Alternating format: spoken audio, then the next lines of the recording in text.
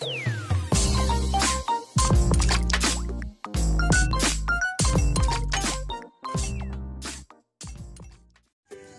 guys, good morning. Isa na namang bigating menu ang lulutuin ko ngayong araw na to guys. So ito ay ang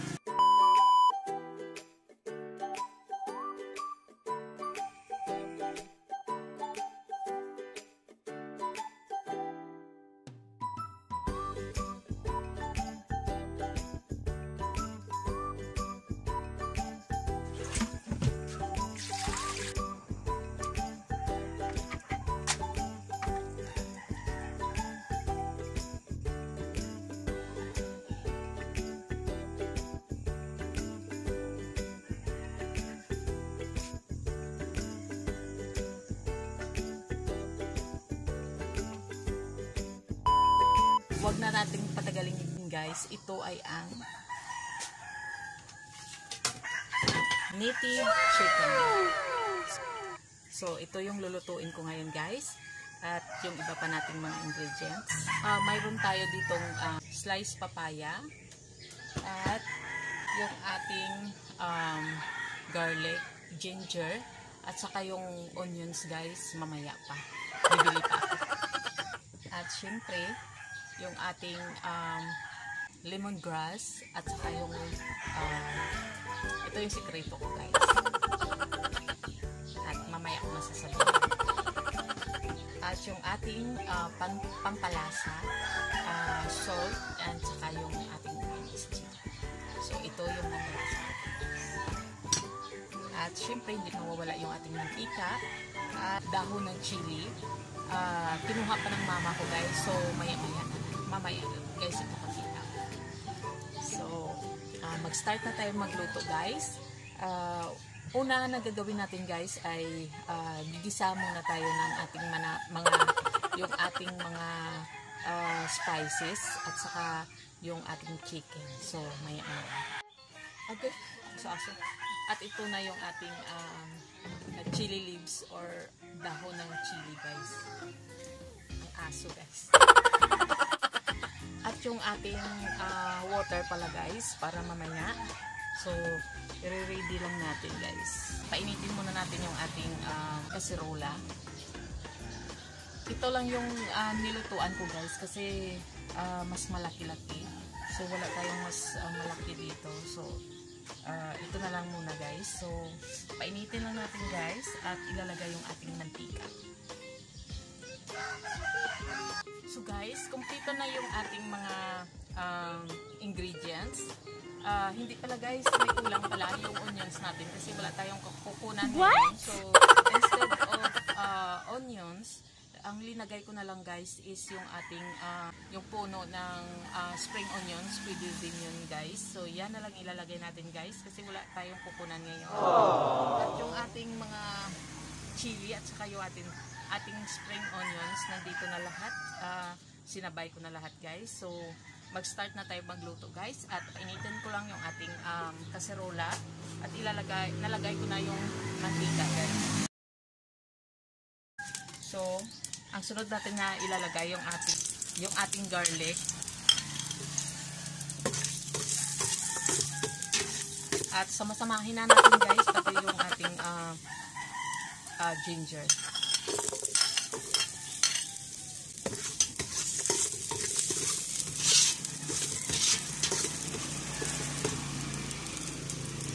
At ilalagay na rin natin yung ating guys, yung ating lemongrass para mas mabango siya.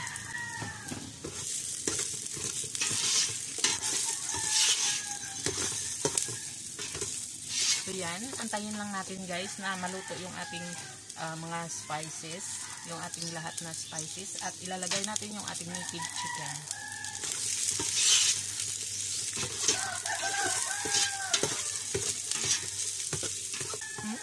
Sa spices pa lang guys, mababango. So ito na guys, luto na yung ating luto na yung ating spices. Ilalagay na natin yung ating NITIVE chicken.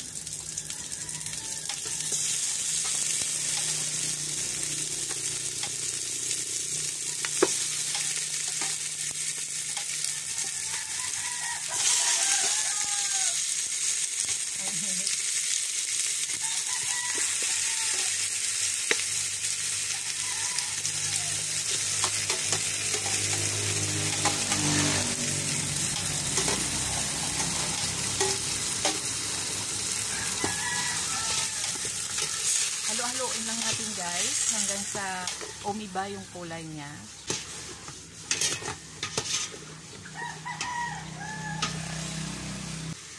Tatakpan natin sandali guys hanggang sa umiba lang yung kulay ng ating chicken. So ayan. At maya-maya guys babalikan natin. So ayan guys. At check na natin yung ating chicken.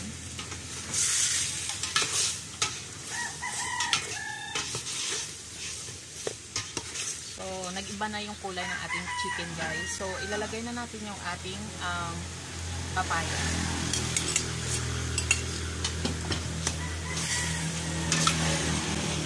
Ang ingay dito guys kasi tabing kalsada kami. So, parang masasakyan ngayon.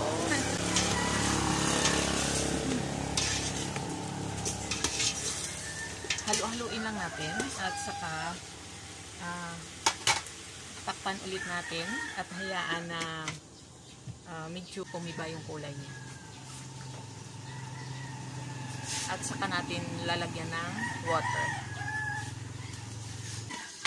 So, ayan na guys. Haluin lang natin. At pwede na natin lagyan ng water guys. So, ito na yung water natin. Isang liter to guys. Baka mag-a-add pa tayo guys. So yan, konti pa siya. So mag-a-add pa tayo ng half liter guys. So ito na guys, mag-a-add tayo ng water.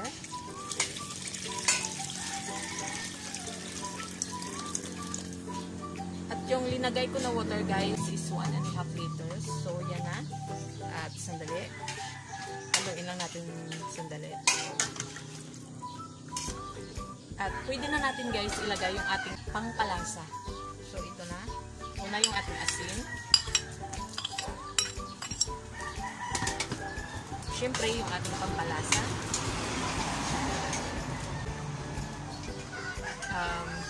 Tayo na magtansya kung ano karami yung ilalagay natin. At siyempre yung ating secret recipe. Yung instead of sweetie, dahil wala tayo ngayon, yung ilalagay ko guys is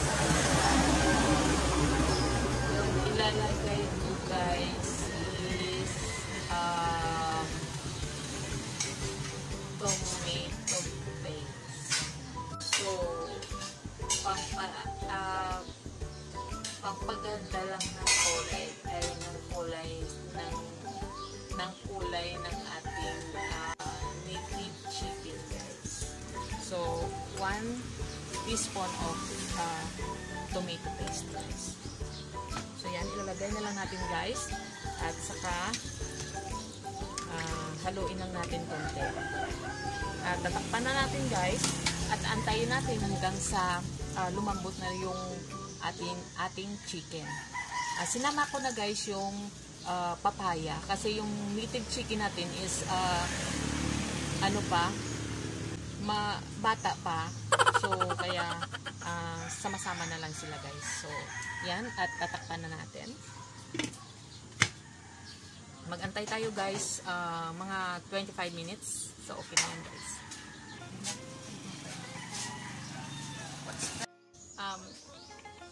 Okay guys, kumulo na yung ating chicken. At iti-taste lang natin guys kung okay na yung timpla niya.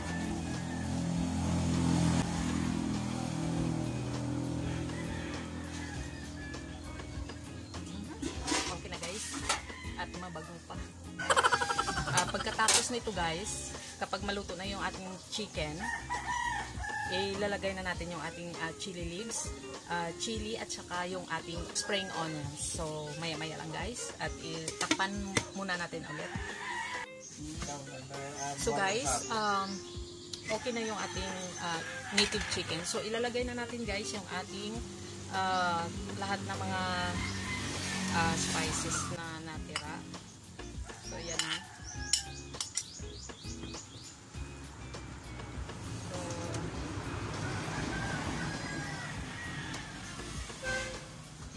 So antayin lang natin guys, siguro mga 2 minutes maluto na yung ating native chicken. So So, ayan na guys. Luto na yung ating native chicken guys. So, once again guys, thank you and see you next vlog. Bye! So, ito na yung ating finished product ng ating native chicken tinola.